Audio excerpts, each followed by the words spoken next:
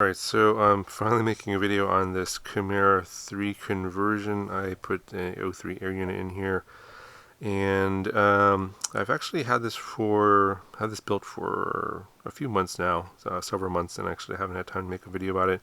But this is a product that you can't buy. Well, you could have bought the original Chimera3 from a while ago, and then I think they discontinued it. Now there is one place you can pick up this frame if you really want to build this. I'll put the link down in the video description. I think that's the only place that still sells this frame if you happen to be interested in putting this together. It's kind of a mini long range cruiser. This isn't really that good for freestyle. And then I made some 3D printed parts here. One to mount the O3 air unit so that you can stick it in here with the 20x20 mounts. I've got this little antenna, basically collapsible antenna, so I can stick this into a tiny box like you can see here. It's got a very tiny profile, and then it just pops out over here like that, and then you can stick your battery in there.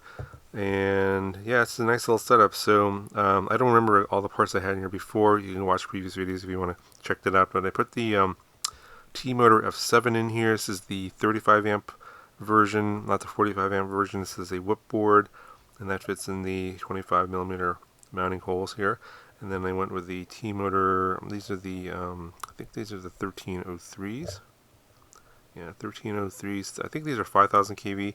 And then I've got the folding 3-inch Chim fan props on here, 3-bladed. And then so on top of these two 3D printed parts here, I did make this one here as well in the front to hold the O3 air unit, because the original one, the camera hole is a little bit too far back. So I just created one for this here. So I'm not sure how many people are going to be that interested in this particular setup. I thought, I'd just share it, and if you happen to have this, you can take these sort of ideas and build your own if you're interested. It flies really well, this setup here. I get really long flight times when this 1100 3S here. I think like 6 minutes, 6-7 minutes, somewhere around there, pretty easily. So you can do some, not super long range, but sort of mid long range, I guess, with this little guy, and do some exploring with it.